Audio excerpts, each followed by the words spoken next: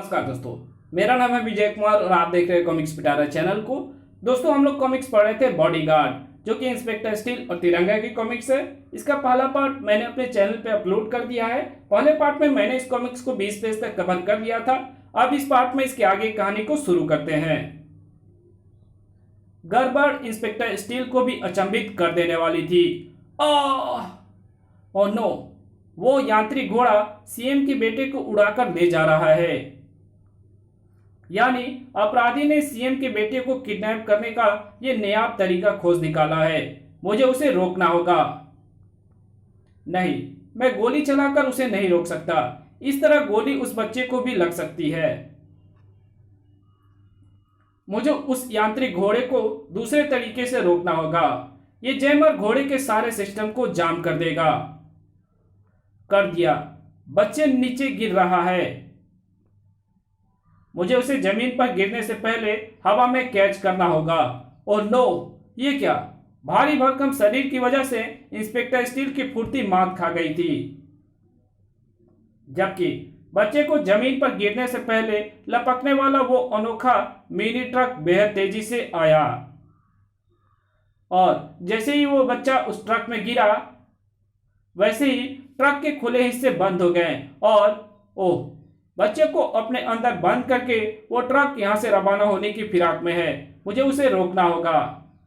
Inspector steel का इरादा ताकत से उस ट्रक को रोकने का था, लेकिन ओफ, अगले क्षण स्टील को पता चला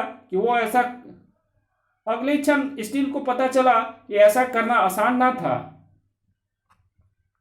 लेकिन स्टील का निर्माण आसान कामों को करने के लिए नहीं हुआ था, मुश्किल कामों के लिए हुआ था।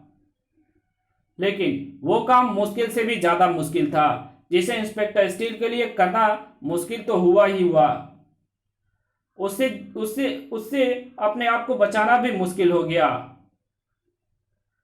और जल्द ही ऐसा मौका भी आया जब इंस्पेक्टर स्टील के पास बचने का कोई मौका नहीं था। ट्रक अपने भारी पहियों के नीचे स्टील को कुचल देने वाला था, लेकिन अचानक इंस्पेक्टर स्टील का शरीर उस ट्रक के पहियों की पहुंच से दूर होता चला गया और ऐसा करने वाली थी नाइलो स्टील की वो मजबूत रोप, जिसे तिरंगा के हाथों ने बड़ी मुश्किल से थामा हुआ था।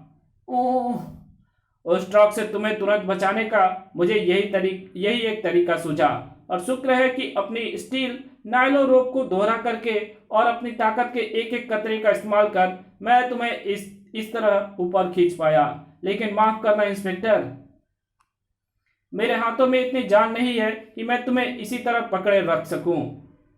भड़ाक! तिरंगा के हाथ से रोप छूटते ही स्टील बड़ाक से नीचे गिरा। लपक कर उसके पास पहुंचा तिरंगा। मेरे ख्याल से तुम्हें चोट तो नहीं लगी होगी इंस्पेक्टर। मेरी चोट की चिंता छोड़ो, फिलहाल मुझे उस ट्रक को रोकना है। किस तरह रोकोगे? जिस तरह वो तुम्हें कुचल कर गया है, उससे तो यही लगता है कि अब तुम उसे नहीं रोक पाओगे, और वैसे भी वो हाई स्पीड से भागता हुआ बहुत दूर निकल गया है। मेरी हेल्प करो, मैं उसकी स्पीड को भी पकड़ सकता हूं और मैं उसे रोक भी सकता हूं। मुझे क्या करना होगा? उस ट्रक ने कुचलकर मेरे एक हाथ बेकार कर दिए हैं, इसलिए मैं अपने दूसरे हाथ पर फिट मिनी कंप्यूटर कीज को नहीं दबा सकता। तुम उन कीज को दबाने में मेरी हेल्प करो। उससे क्या होगा? जो होगा सामने आ जाएगा। तुम बस वो करो जो मैं कहता हूं। ठीक है। स्टील जो कहता गया, तिरंगा वो करता गया। जल्दी नतीजा सामने आया। इंस्पेक्टर स्टील की स्पेशल कार के रूप में। ये तो तुम्हारी कार आ गई। अब क्या होगा? कार में बैठो, पता चल जाएगा। तिरंगा और स्टील के कार में बैठते ही कार गोली हो गई। ओह, ये तो तूफान की तेजी से भाग रही है। और ये तुम क्या कर रहे हो? मेगागन अपने हाथ में फिट कर रहा हूं। वाह, तुम्हारा कार ने तो उस ट्रक को पकड़ लिया। अब क्या होगा? स्टील ने तिरंगा के सवाल का कोई जवाब नहीं दिया। वो तो अपनी सुपर कंप्यूटराइज कार का वो स्विच दबाने में व्यस्त था, जिसने कार की छत को खोल दिया था। और अब बड़ूम! सबसे पहले उस ट्रक के पहिए ध्वस्त हुए। बड़ूम! और अब उस ट्रक के ध्वस्त होने की बारी थी। मुझे अपना हर बार उस ट्रक के एक एक हिस्से को पूरी तरह स्कैन करके करना होगा, क्योंकि उसमें मौजूद है बड़ू सीएम का बेटा। इंस्पेक्टर स्टील ने सीएम के बेटे पर मंडराते एक बड़े खतरे को टाल दिया। तिरंगा का धन्यवाद करना नहीं भूला स्टील। थैंक यू तिरंगा, लेकिन तुम यहाँ राजनगर में कैसे? जैसे तुम एक बच्चे के लिए अपना फर्ज निभा रहे हो, वैसे ही मैं भी एक बच्चे के लिए अपना फर्ज निभाने यहाँ आया हूँ। फिर मिलेंगे तो इस बारे में बात करेंगे। फिलहाल तुम इस बच्चे को लेकर इसके घर पहुंचो। डर के मारे यह बुरी तरह अपना मुंह छिपाए तुमसे चिपका पड़ा है। वहां से रवाना हुआ तिरंगा उस फोटोग्राफर की दुकान पर पहुंचा जिसका एड्रेस दिल्ली में मिला था। मालिक साहब तो है नहीं, इस फोटो के बारे में तो वही बता सकते हैं। मालिक कब तक आएंगे? उनका कुछ पता नहीं, 2 मिनट में भी आ सकते हैं और 2 घंटे में भी। ठीक है, मैं जल्द ही दोबारा आऊंगा।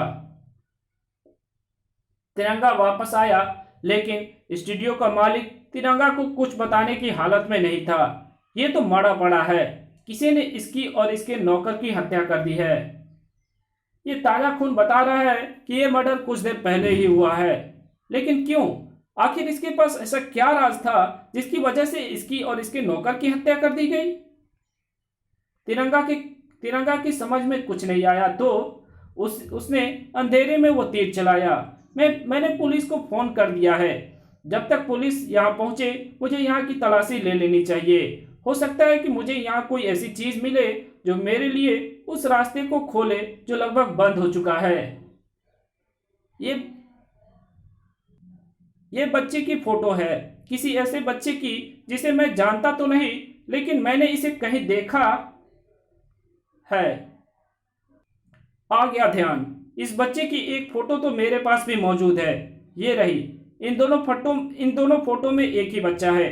फर्क सिर्फ इतना है, एक फोटो में बच्चा मैले कुचले और फटे पुराने कपड़ों में मौजूद है और एक में सूटेड बूटेड शानदार कपड़ों में। गरीब माँ बाप अक्सर ऐसा करते हैं, फोटोग्राफर के पास मौजूद फैंसी कपड़ों को पहनाकर अपने बच्चे की फोटो खिंचवा लेते हैं। यह फोटो भी उसी तरह का एक फोटो है। नहीं, ये उस तरह का फोटो नहीं है। फोटो की पृष्ठभूमि बता रही है कि बच्चा किसी हाई क्लास लग्जरी कार में मौजूद है। किसी गरीब बच्चे को फैंसी कपड़े उपलब्ध हो सकते हैं, लेकिन हाई क्लास लग्जरी कार नहीं। तो फिर ये क्या चक्कर है? तिरंगा के दिमाग की नस नस उस फोटो पर केंद्रित हो गई और आखिर उसने चक्कर ढूंढ ही लिया। बच्चे के सूट के बाईं तरफ जेब पर कोई लेबल लगा हुआ है, ठीक वैसा ही जैसा किसी स्कूल का लोगो होता है। स्कूल का लोगो ही है और स्कूल का नाम है buffalo public school. Buffalo public school सारी दुनिया में फैली पब्लिक स्कूल श्रृंखला का वो स्कूल जिसमें सिर्फ और सिर्फ करोड़पतियों के बच्चे पढ़ते हैं। लेकिन जिस बच्चे की तलाश में मैं आया हूं वो तो एक गरीब बच्चा है। एक गरीब का बच्चा बफेलो स्कूल में कैसे पढ़ सकता है? इस सवाल का जवाब तो मुझे राजनगर के बफेलो पब्लिक स्कूल में ही जाकर मिल सकता है। स्कूल में तिरंगा से पहले कोई और पहुंच गया था। इंस्पेक्टर स्टील स्कूल के बाहर पहरेदारी पर तैनात है, इसलिए मैं सुरंग खोदकर सीधा यहाँ क्लासरूम में पहुंचा हूँ। बड़ा इस चूहे को खत्म करने के लिए, और उसके लिए ये एक नेंजा ही बहुत है। साए साए कम है ये भी। तनाक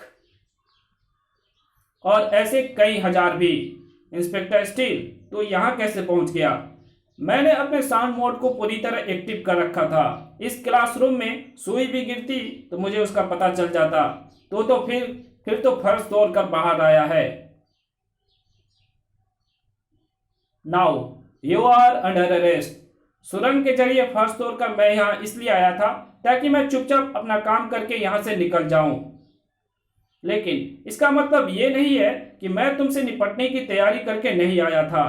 ओह, हैरान हो गया ना इंस्पेक्टर?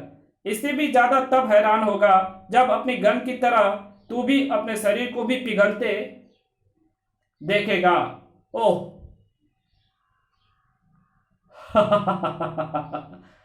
अभी तो इस एसिड ने तेरे शरीर पर गिरकर उसके थोड़े से हिस्से को गलाना शुरू किया है, लेकिन ये जल्द ही तेरे सारे शरीर पर फैलकर उसे गला देगा। उसे मैं अपने बाकी शरीर पर नहीं फैलने दूंगा। ये मेरे शरीर के जिस हिस्से पर मौजूद है, मैं उसे ही अपने शरीर से अलग कर दूंगा। स्टील ने अपने शरीर के बेकार होते हिस्से को अपने से अलग भी किया और उसका बेहतर इस्तेमाल भी किया। धड़ाक। अब इंस्पेक्टर स्टील ने उसे संभलने का मौका कहां देना था। कानून सबसे बड़ा हथियार है, उसके सामने कोई भी हथियार ज्यादा देर तक नहीं टिक सकता। कड़ाक। इंस्पेक्टर स्टील के हाथ में एक बार फिर हथकड़ी नजर आ रही थी, लेकिन इस बार भी वो उस हथकड़ी को अपराधी के हाथों में नहीं पहना पाया। अरे, ये मुझे क्या हो रहा है? तेरे कंप्यूटराइज शरीर हैंग हो रहा है। ओह, वो मेरे शरीर में मौजूद मेरे सारे कंप्यूटर्स को हैंग करके मुझे जाम कर देगा। मुझे उसके हाथों से वो यंत्र छुड़ाना होगा। ओह, इंस्पेक्टर स्टील ने कोशिश तो की, लेकिन उसकी कोशिश के सफल होने से पहले ही इस कहानी को यहीं खत्म करते हैं। इसके आगे कहानी पढ़ेंगे इसके पार्ट 3 में। तो मिलते हैं इसके तीसरे पार्ट में, तब तक के लिए बाय। वीडियो अच्छी लगी तो वीडियो को लाइक कर देना, चैनल पे नया हो तो चैनल को सब्सक्राइब कर देना और एक अच्छा सा कमेंट भी कर देना। ओके, और मिलते हैं आपके इसके तीसरे पार्ट में। ओके।